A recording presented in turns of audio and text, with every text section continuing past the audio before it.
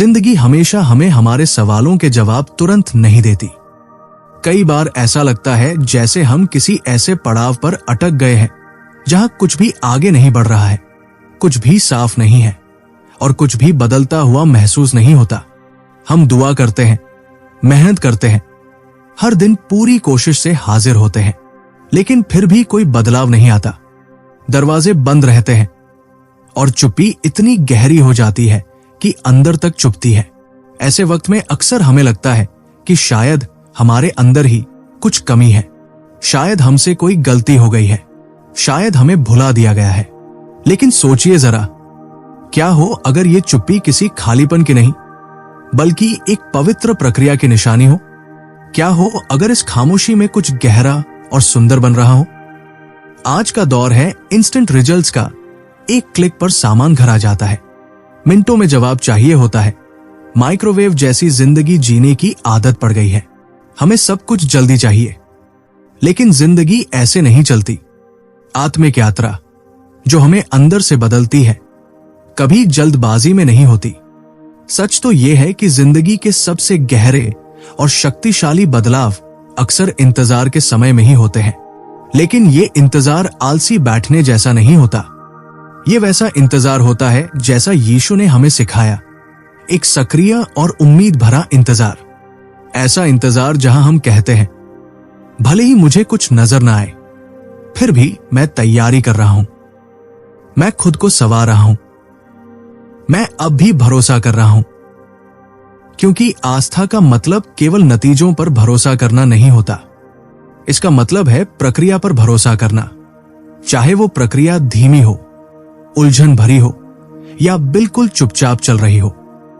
सोचिए, जब एक बीज मिट्टी में दबाया जाता है तो ऊपर से लगता है कि कुछ भी नहीं हो रहा, लेकिन उसी अंधेरे में, गहराई में एक जीवन शुरू हो रहा होता है। जड़ें फैल रही होती है, आकार बन रहा होता है, और एक दिन वही बीज अंकुर बनकर बाहर निकलेगा। लेकिन इससे पहले उसे मिट्टी में दफन होना जरूरी होता है। हो सकता है आज आप भी अपने आप को ऐसा महसूस करें कि जैसे जमीन में दब गए हों, लेकिन आप दबाए नहीं जा रहे, आप बोए जा रहे हैं। ये जो समय आपको खाली लग रहा है, दरअसल ये आपके अंदर एक नई शक्ति, एक नई समझ और आपके मकसद की तरफ एक नई दिशा तैयार कर रहा है। और ये इंतजार केवल बाहर के हालातों का इंतजार नहीं है, ये आपके अंदर होने वाले बदलाव का वक्त है। ये चुप्पी, ये देरी, ये अनजाने सवाल, ये सब हमारे अंदर एक आईना बन जाते हैं। ये हमें दिखाते हैं कि अभी हमें किन बातों को छोड़ना है, किन डर से सामना करना है, और हम अपने बारे में कौन कौन सी झूठी बातें अब तक मान रहे हैं। ये समय हमें तोड़ने के लिए नहीं है, बल्कि हमें भीतर से मजबूत बनाने के लिए है। यीशु ने कभी वादा नहीं किया कि हमारी जिंदगी में कोई संघर्ष नहीं आएगा, लेकिन उन्होंने ये जरूर सिखाया कि उन संघर्षों में कैसे चलना है, उद्देश्य के साथ। उन्होंने हमें सिखाया कि तूफान हमारी पहचान नहीं मिटाते, बल्कि हमें निखारते हैं। मुश्किलें उम्मीद का अंत नहीं होती, बल्कि गहरी सच्चाई की शुरुआत होती है। और ये इंतजार व्यर्थ नहीं है, ये पवित्र है। यही हमारी आस्था परिपक्व होती है, किसी बड़े चमत्कार के जरिए नहीं, बल्कि उस लगातार भरोसे से जो तब भी कायम रहता है जब कुछ भी समझ नहीं आता। और सुनिए, आपकी ये इंतजार की यात्रा सिर्फ आपको नहीं बदल रही, ये दूसरों के लिए भी रोशनी बन रही है।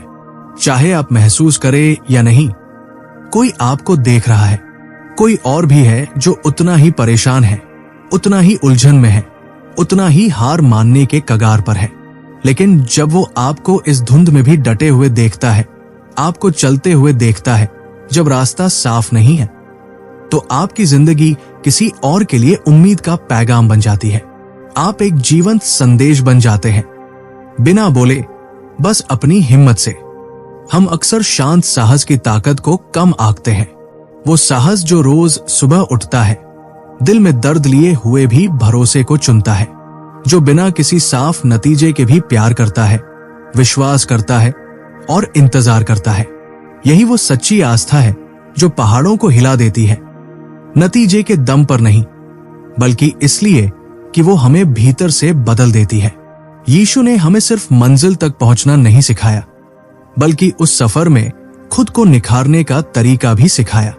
तो अगर आज आप खुद को एक ऐसे मोड़ पर महसूस कर रहे हैं जहां आप उलझन में हैं, जवाब का इंतजार कर रहे हैं, इलाज या राहत का दरवाजा बंद लग रहा है, तो जान लीजिए आप किसी सजा में नहीं हैं। आप एक पवित्र पाठशाला में हैं। आप अटके नहीं हैं, आप ढल रहे हैं। ये जो देरी हो रही है वो आपकी तैयारी है। आपके भीतर कुछ नया जन्म ले रहा है। आप पीछे नहीं रह गए हैं। आप बिल्कुल सही समय पर हैं, उस चीज के लिए जो आपकी कल्पना से भी बड़ी है। इस बात को अपने दिल में बिठा लीजिए। ये कोई हिम्मत बढ़ाने वाला डायलॉग नहीं है, ये एक गहरी सच्चाई है। आपसे परिपूर्ण होने की उम्मीद नहीं है। आपसे झूठी ताकत दिखाने की जरूरत नहीं है। आपसे बस इतना कहा जा रहा है, रोज हाजिर होइए। अपने दिल को खुला रखिए। नम्रता से, भरोसे से आगे बढ़ते रहिए, क्योंकि भले ही जवाब अभी न आए हों, भले ही राहत दूर लगे, बदलाव तो शुरू हो चुका है। और इस प्रक्रिया में जो इंसान आप बन रहे हैं वो उस व्यक्ति से कहीं ज्यादा मजबूत, उज्ज्वल और पूर्ण होगा जो कभी इस सफर पर निकला था। इसलिए मजबूती से खड़े रहिए। इसलिए नहीं कि आपके पास सारे जवाब हैं, बल्कि इसलिए कि आप उस पर भरोसा करते हैं जो आपकी कहानी लिख रहा है। आगे बढ़ते रहिए। इसलिए नहीं कि ये आसान है, बल्कि इसलिए कि आपके धैर्य की कीमत है। और इंतजार करते रहिए, किसी मजबूरी में नहीं, बल्कि एक बर्तन की तरह जो भरा जा रहा है। इस पूरी प्रक्रिया में एक मकसद है, इस बदलाव में एक सुंदरता है। और एक दिन जब आप पीछे मुड़कर देखेंगे तो समझ पाएंगे ये खामोश दौर कभी अंत नहीं था। यही वो जगह थी जहां आपकी आस्था ने सच में आग पकड़ ली। अब बात करते हैं उस सोच की जो हम सबको अंदर ही अंदर तोड़ती है कि अगर जवाब नहीं मिल रहे हैं तो शायद हम कुछ गलत कर रहे हैं, कि शायद ईश्वर की मोहब्बत उसकी प्रतिक्रिया की स्पीड से जुड़ी हुई है, कि अगर दरवाजा नहीं खुल रहा तो शायद हम इसके लायक नहीं हैं। लेकिन एक बात अपने दिल में बैठा लीजिए, जवाब की रफ्तार कभी भी आपकी कीमत का मापदंड नहीं होती। वक्त कोई सजा नहीं है, वो एक मास्टरपीस है जो अपनी रफ्तार से बन रहा है। यीशु ने कभी नहीं कहा कि अपने नतीजों से अपनी कीमत आंको। उन्होंने सिखाया कि भरोसा उस पर रखो जो योजना बनाए हुए है। उनकी मोहब्बत हमारी प्रॉब्लम्स को फटाफट सुलझाने से साबित नहीं होती। उनकी मोहब्बत इस बात से साबित होती है कि वो हर कदम पर हमारे साथ चलते हैं, चाहे रास्ता कैसा भी हो। जब सब कुछ थम जाता है, जब कुछ सुनाई नहीं देता, जब देरी बढ़ती है, तब भी हम अकेले नहीं हैं। हमें एक ऐसी मोहब्बत में उठाकर चलाया जा रहा है जो हमारी सोच से कहीं ऊपर है। मोहब्बत हमेशा तर्क नहीं देती, वो अपनी मौजूदगी देती है, और परमेश्वर की मौजूदगी कभी गई नहीं है। हम सोचते हैं कि जब तक कुछ हिलता डुलता नहीं तब तक हम आगे नहीं बढ़ रहे, लेकिन यीशु ने एक और तरीका दिखाया। उन्होंने दिखाया कि आत्मिक राज्य हमेशा आंखों से नहीं दिखता। आस्था वहां पनपती है जहां दिखना बंद हो जाता है।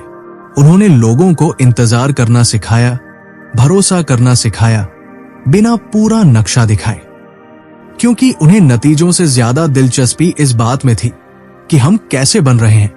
अपनी चोटों से शर्मिंदा मत होइए। यीशु कभी जख्म वालों से दूर नहीं भागे, वो उनके पास चले आए। उन्होंने थक चुके लोगों को उठाया, परेशान दिलों को शांति दी और टूटे आत्माओं को आराम दिया। वही दया आज भी आपको दी जा रही है। आपको उसे कमाने की जरूरत नहीं है, बस उसे अपनाइए। और जब आप उसे अपनाते हैं तो कुछ बदल जाता है। इंतजार कब से हटकर कौन पर आ जाता है। कौन आप बन रहे हैं, कौन आपके साथ चल रहा है, कौन आपके लिए लगातार काम कर रहा है। फिर वो सन्नाटा भी एक उद्देश्य से भर जाता है। डर अब भी होता है, लेकिन उसकी पकड़ ढीली पड़ जाती है, क्योंकि अब आप नतीजों में नहीं, मौजूदगी में टिके हुए हैं। अब आप अपनी कोशिशों में नहीं, अनुग्रह में भरोसा कर रहे हैं। तो उस शांति को अपने अंदर बसने दीजिए जो हर समझ से परे है। उसे अपने डर के बीच एक नदी की तरह बहने दीजिए। ये शांति कोई कमजोरी नहीं, ये शक्ति है। ये आंधियों को नकारती नहीं, ये उनके बीच चलती है। आपको अब सब कुछ अकेले उठाने की जरूरत नहीं है। उसे नीचे रख दीजिए, गहरी सांस लीजिए, ऊपर देखिए, फिर से भरोसा कीजिए। इसलिए नहीं कि सब कुछ समझ आ गया है, बल्कि इसलिए कि आप अकेले नहीं हैं और आप कभी थे ही नहीं।